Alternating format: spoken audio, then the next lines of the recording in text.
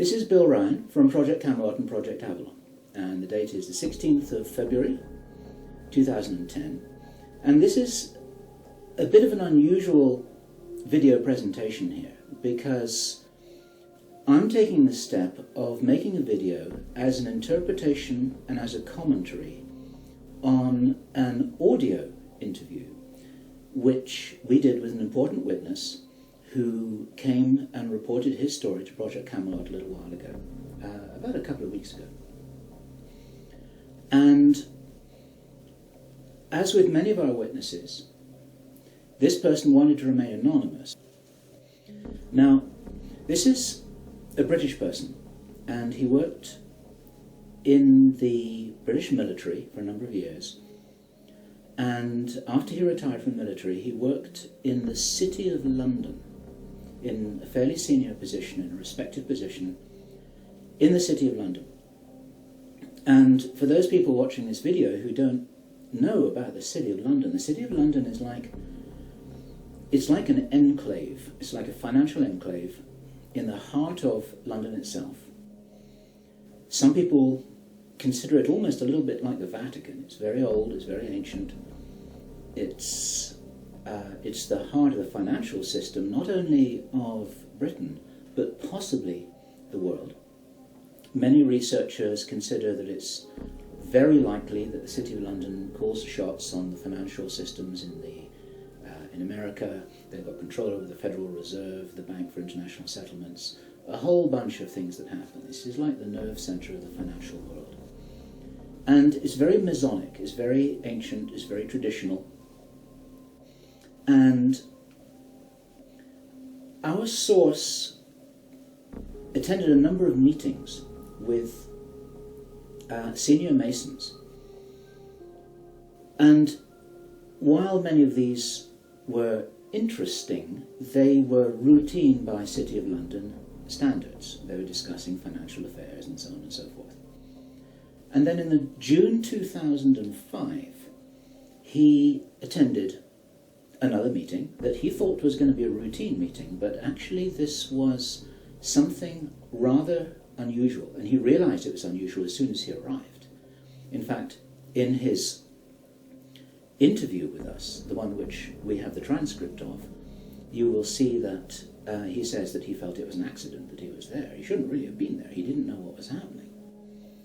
And as such, he didn't really participate in the meeting. He was there as a little bit as a fly on the wall. He was just listening to what was happening.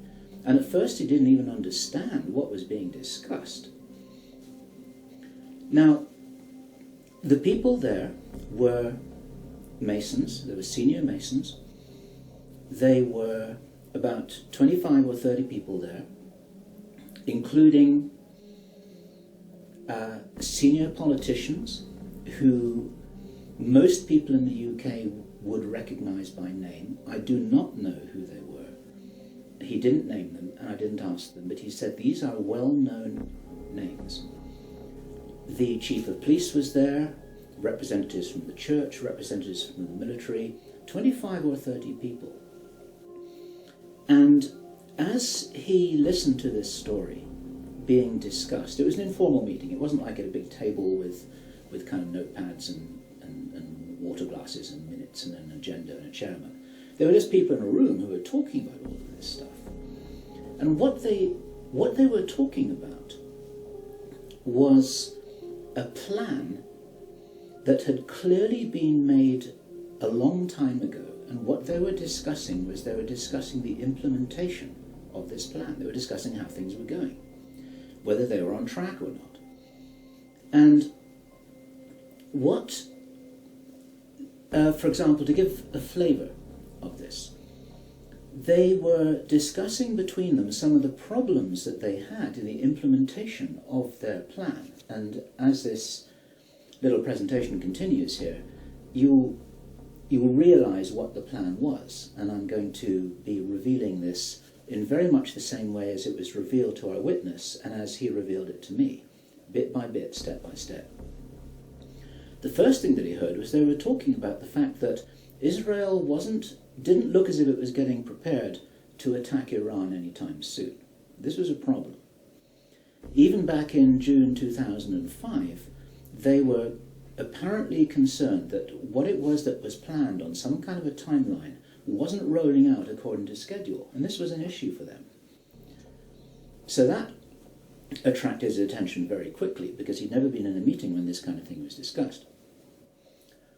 Then they were talking about China and how powerful China was getting, both militarily and financially, very quickly, and that the Japanese weren't doing what they were supposed to do, which was to interfere in some way with the Chinese financial system. They weren't doing that, and this was another problem because China was getting too strong too quickly. Other things that were discussed were, for example, the coming financial crash, the centralization of resources, everything that we saw starting to happen in October 2008. They were planning that and referring to it in their meeting in June 2005.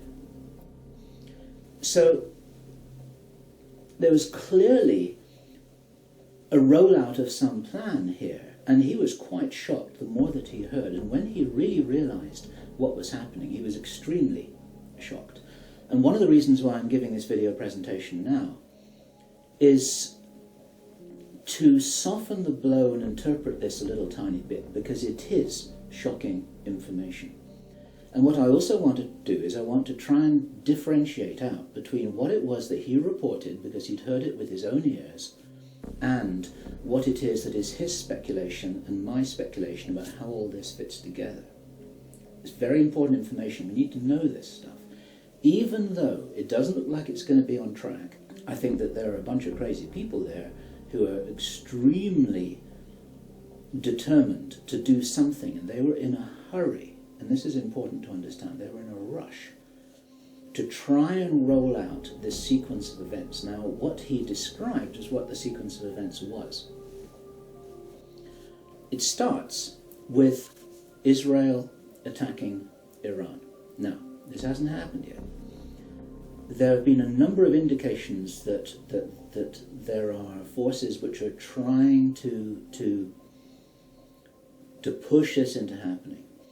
You've only got to follow the news for the last 2 years to realize that the public is being prepared for a justification for this kind of thing. Iran is being set up as being the bad guys that deserve something to happen to them, and so on and so forth.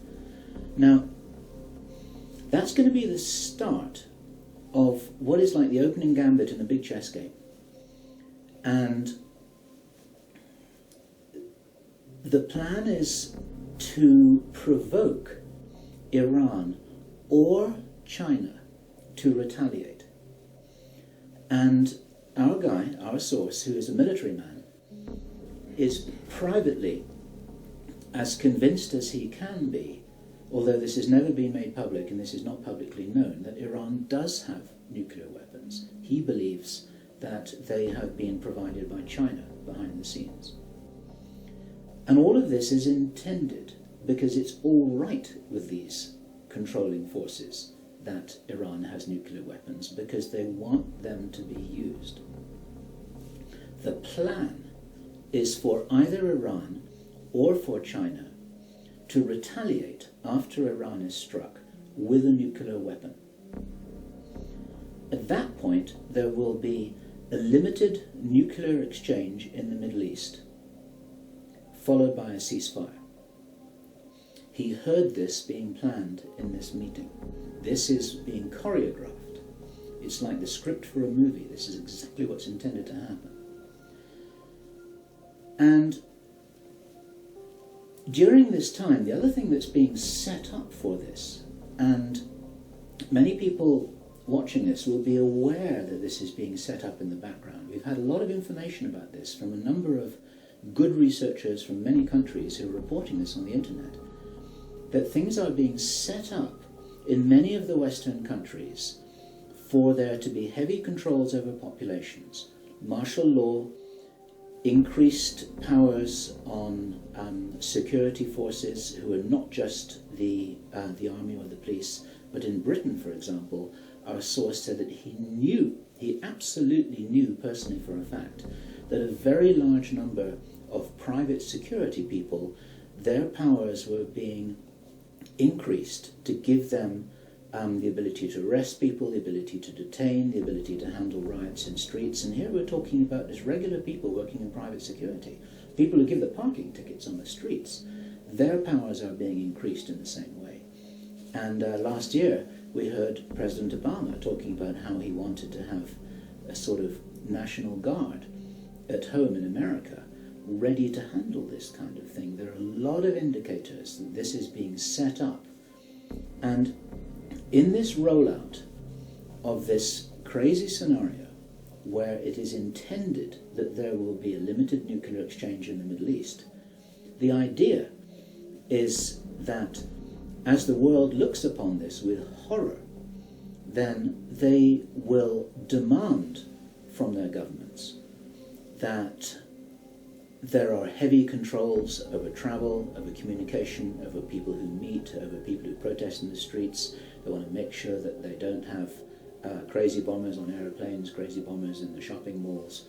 They want to make sure, and because people will be driven into fear by this, they'll request and demand and insist on heavy controls from their governments, which will be justified. And this is where you're going to kind of get the martial law situation in all the Western countries. It's intended as a justification. All of this is just the start of something, because this story gets much bigger, and it's pretty horrifying.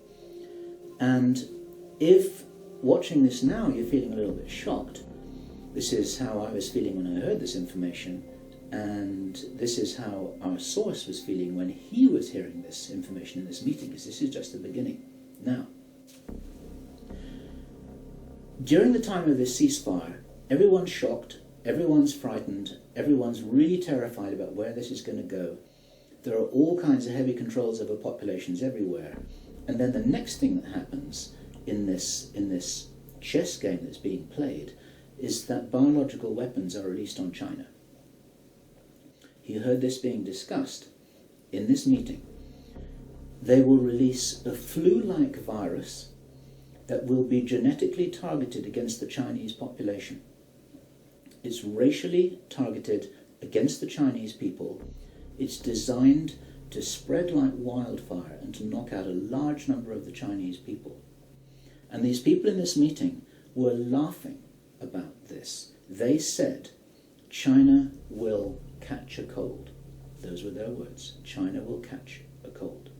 And they were laughing about the fact that these biological weapons will wreak havoc among the Chinese population. And after that, then what effectively will be a kind of plague will actually spread right across the world to the West as well.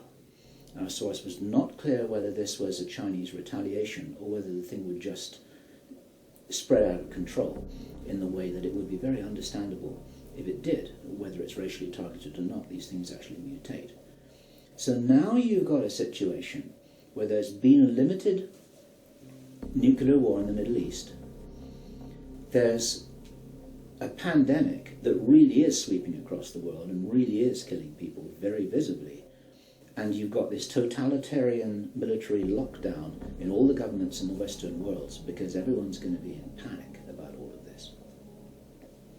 And then, he said, then the real war starts. Something that would be justifiably called the Third World War, with a much more major nuclear exchange. And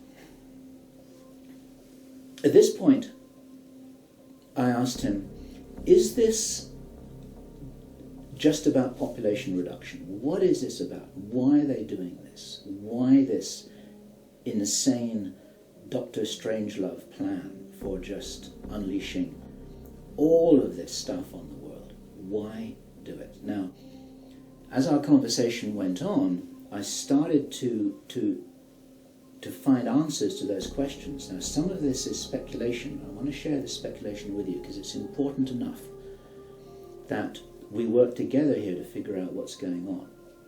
And there are some clues, there's some very important clues that I'm going to present to you here in this video. He said, absolutely, it's about population reduction. So I said, well, in this meeting, did they mention any figures? And he said, yes, they did, 50%. Half the world's population.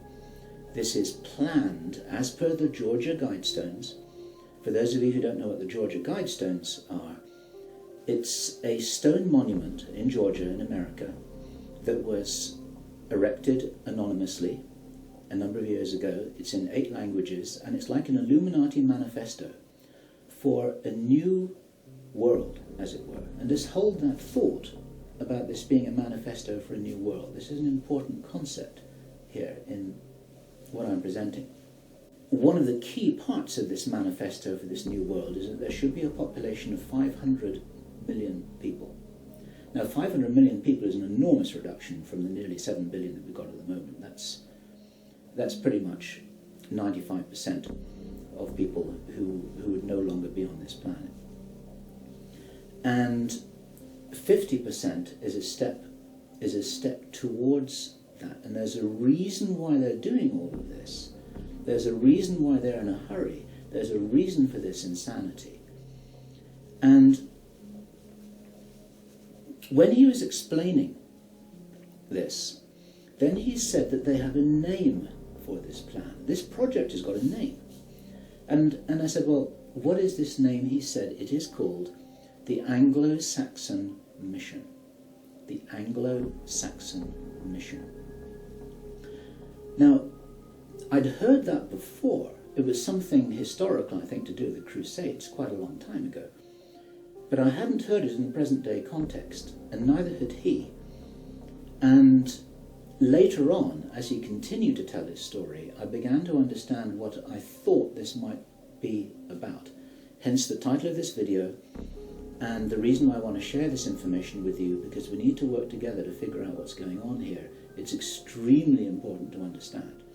There's a plan, I believe, that Hitler would be proud of, which is so evil, it's so Machiavellian, it's so hard to face up to, it's so unbelievable, that I need to put it on the table for you so that you can consider whether or not this might be a possibility.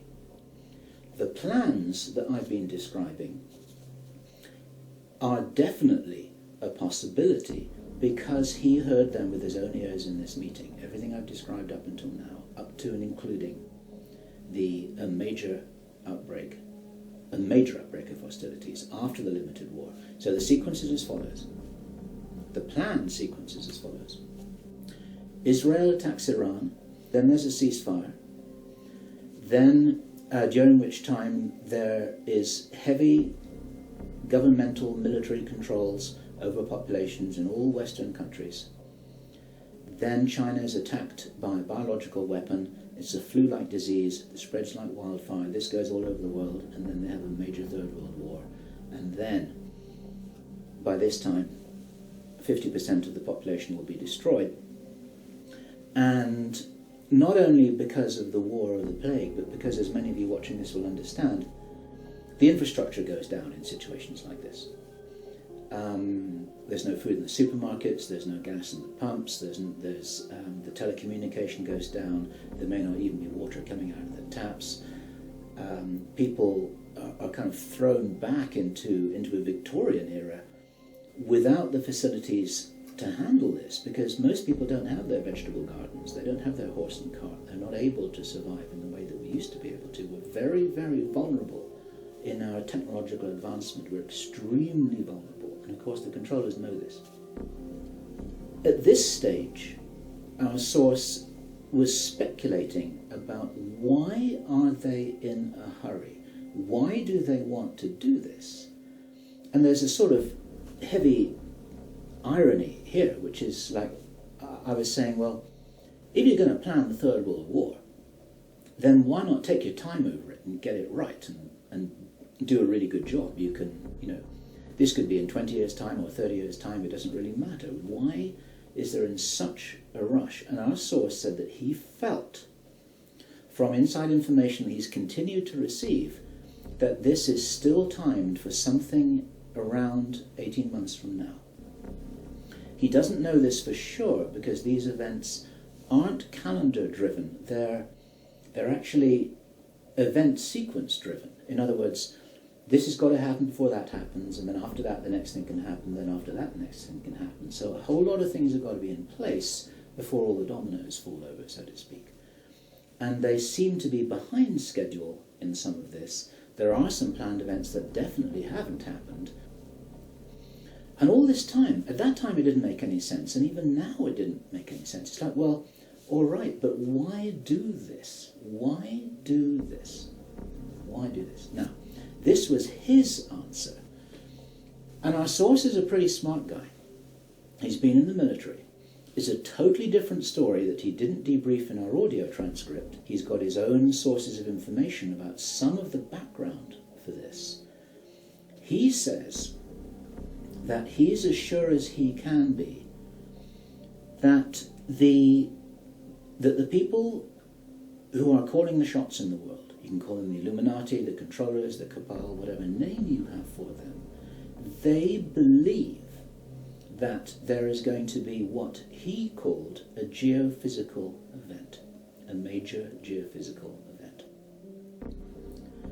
He says that the best information that he's got is that the insiders believe that this is going to happen, or they are concerned that this is going to happen. And many of you watching this will know that this isn't a completely crazy idea. There have been trillions of dollars that have been spent on deep underground bases for some reason which we don't know why it is.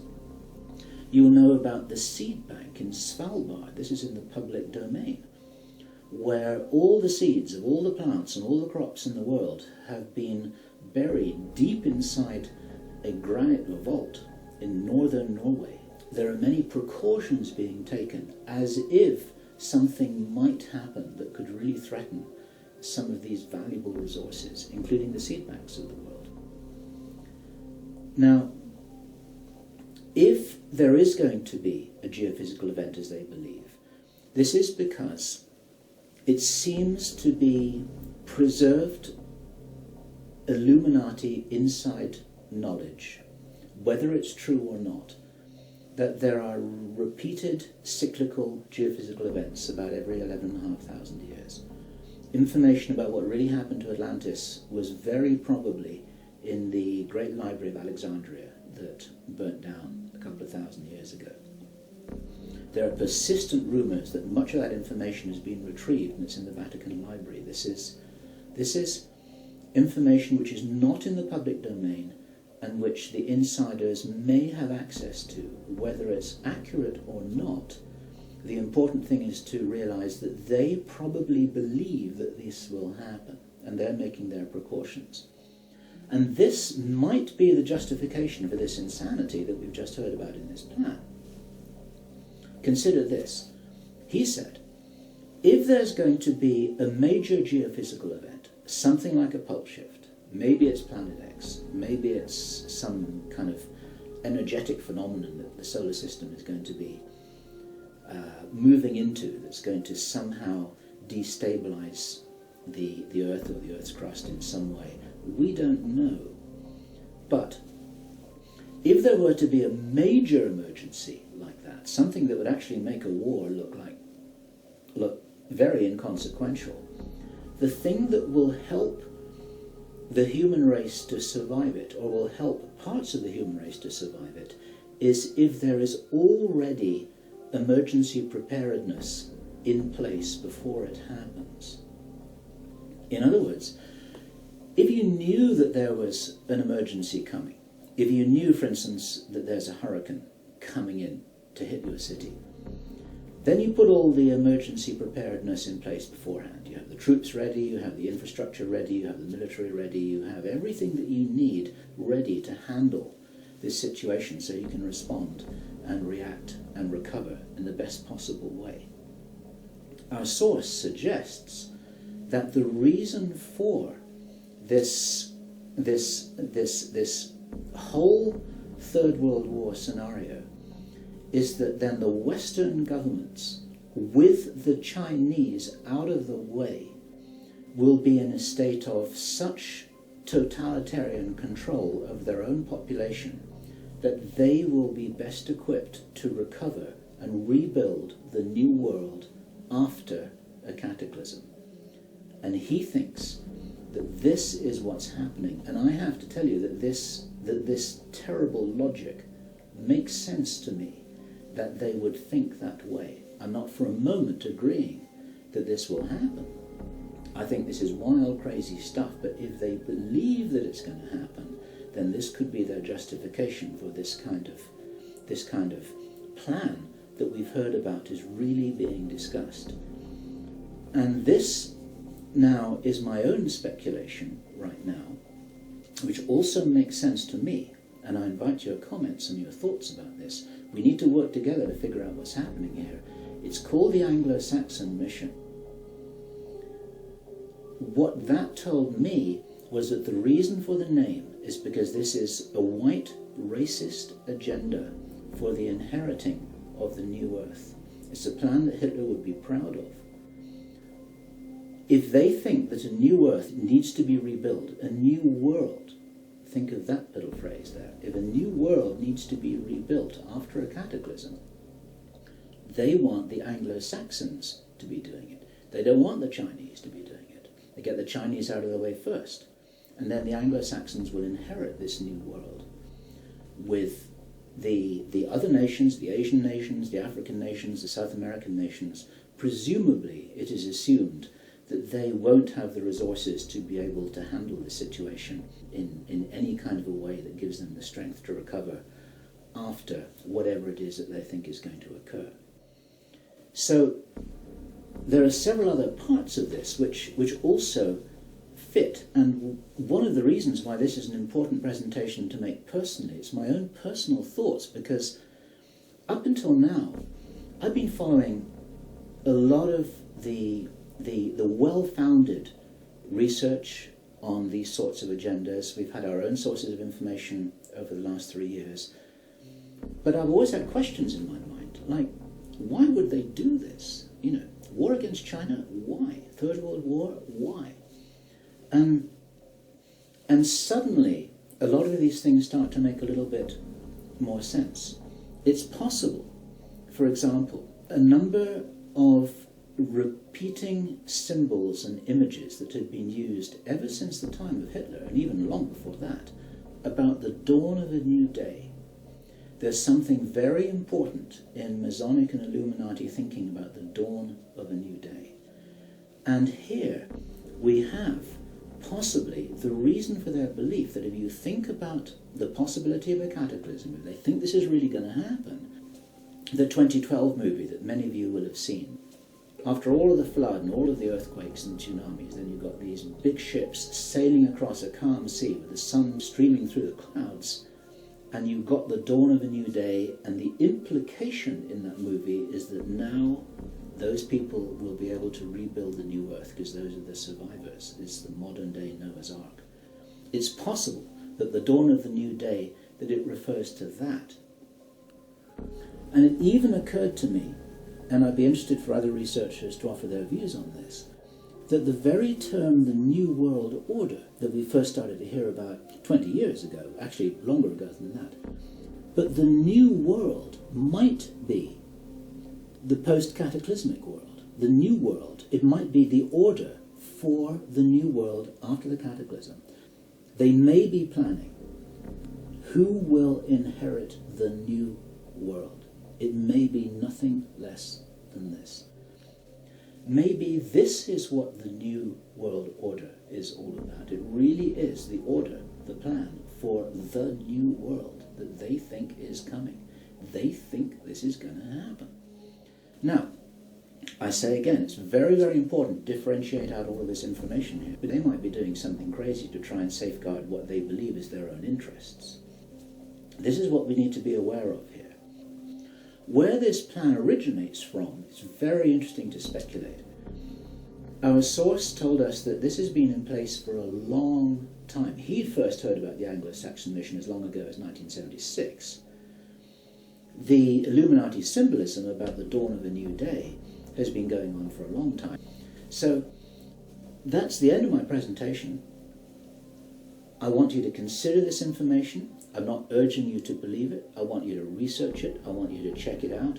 And I want you to see whether this correlates with anything else that you know and understand that's come to your attention. We're all working together here. We're not trying to force you to believe anything at all. We need to be careful about this information, but at the same time, if there's any chance that this is true, if there's any chance that this is for real, then we have to know about it. This is Bill Ryan. It's the 16th of February, 2010. Thank you.